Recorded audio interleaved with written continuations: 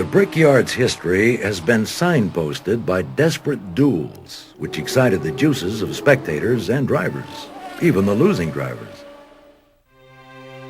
The dramatic 1912 finish with Ralph De Palma pushing his car across the finish line was just the first spectacular finish. In 1937, the 25th anniversary of the Indy 500, race leader Wilbur Shaw noticed his oil gauge near zero. There were 20 laps to go, and it was against the rules to add oil, but he had a 114-second lead. Doing quick mental calculations, Shaw figured he could slow about 6 seconds per lap and still win the race. The crowd noticed Ralph Hepburn's car creeping up on Shaw. With only 10 laps to go, Hepburn was within sight of Shaw on the back straightaway.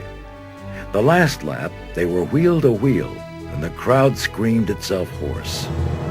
As they zoomed toward the final turn, Shaw went for broke, floored the big Offenhauser, and took the checkered flag only 2 seconds ahead of Hepburn. It was the closest race until 1982.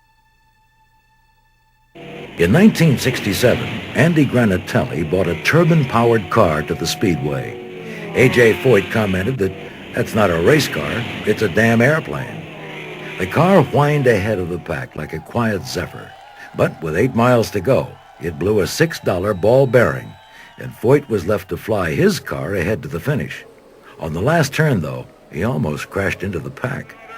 I had a funny feeling. I don't know why. I was up with that group of cars, and I said, look, there's nobody close to me. I think I had a lap on the field. I just backed off.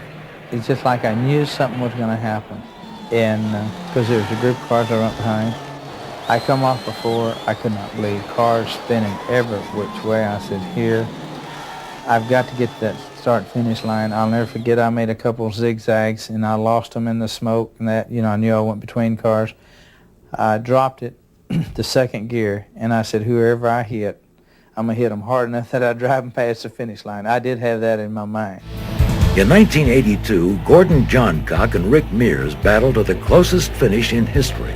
Only 16/100ths of a second separated winner Johncock from challenger Mears. In 1985, Danny Sullivan spun his car and was still able to win. The incident triggered a great piece of driving by Mario Andretti, who was able to avoid Sullivan and eventually finished second in the race. Like it or not, auto racing is about speed and winning, plus the vicarious thrill spectators get by identifying with winners.